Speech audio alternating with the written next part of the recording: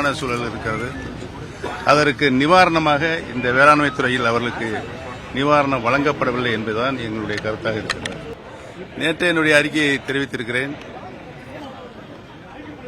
நிதிநிலை அறிக்கையின் மூலம் நிதிநிலையை எவ்வாறெல்லாம் சரி செய்யப்படும் என்ற நிலை இந்த நிதிநிலை அறிக்கையில் இல்லை. கடந்த 4 ஆண்டுகளாக தொடர்ந்து வரும் அதிகமாக வருகின்ற கடன், இந்த கடன் எதற்காக வாங்கப்பட வேண்டும் என்ற ஒரு நியதி இருக்கிறது.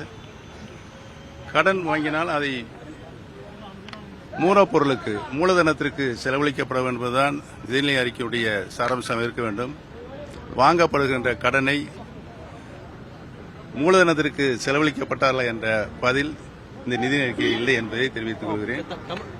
பொதுவாகவே நிதிநிலை அறிக்கை நிதி சீரழிவு என்று ஏற்கனவே சொல்லப்பட்டிருக்கிறேன். அது உறுதியாக இருக்கிறேன் என்பதை தெரிவித்துக் லேப்டாப் தரதா சொல்லியிருக்கிறாங்க. அதை பத்தி உங்க கருத்து?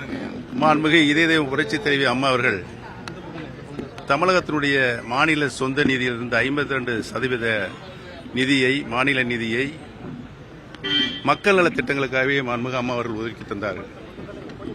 கீழ்த்தட்டில் வாழுகின்ற மக்கள் அவருடைய தேவைகள், அடிப்படை வசதிகளை பெறுகின்ற வகையில் பல்வேறு நலத்திட்டங்களை மாண்புமிகு அம்மா அவர்கள் தங்களுடைய பொற்கால ஆட்சியில் செயல்படுத்தினார்கள் என்பதுதான் வரலாறு. அந்த வகையில் படிக்கின்ற மாணவ செல்வங்களுக்கு லேப்டாப் வசதி மாண்புமிகு அம்மா அவர்களால் தொடர்ந்து வழங்கப்பட்டு வந்தது. அது நிறுத்தி வைக்கப்பட்டிருக்கிறது என்பதை குற்றச்சாட்டாக நான் இந்த அரசு மீது சொல்கிறேன். சார், அரசு ஊழியர்களுக்கு போதுமான திட்டங்கள் நிறைவேற்றப்படலன்னு சொல்றாங்க. ஈட்டிய விடுப்பு அடுத்த ஆண்டுல தான் வரும்ன்றாங்க. பழைய பென்ஷனை எதிர்பார்த்து காத்திருந்தாங்க, அந்த அறிவிப்புகள் இல்லை. திராவிட முன்னேற்ற கழகத்தினுடைய இந்த சட்டமன்ற பொதுத்தேர்தலுக்கு முன்பாக தேர்தல் அறிக்கையின் மூலம் சொல்லப்படுகின்ற அனைத்திலையும் ஒரு திட்டத்தை கூட முழுமையாக அவர்கள் செயல்படுத்தவில்லை என்பதுதான் மக்களுடைய கருத்தாக இருக்கிறது என்பதை தெரிவித்துக் கொள்கிறேன். பிளே ஸ்டோர் மற்றும் ஆப் ஸ்டோரில் இருந்து பாலிமர் செயலியை QR கோடு மூலம் பதிவிறக்கம் செய்யுங்கள். செய்திகளை உடனுக்குடன் பெறுங்கள்.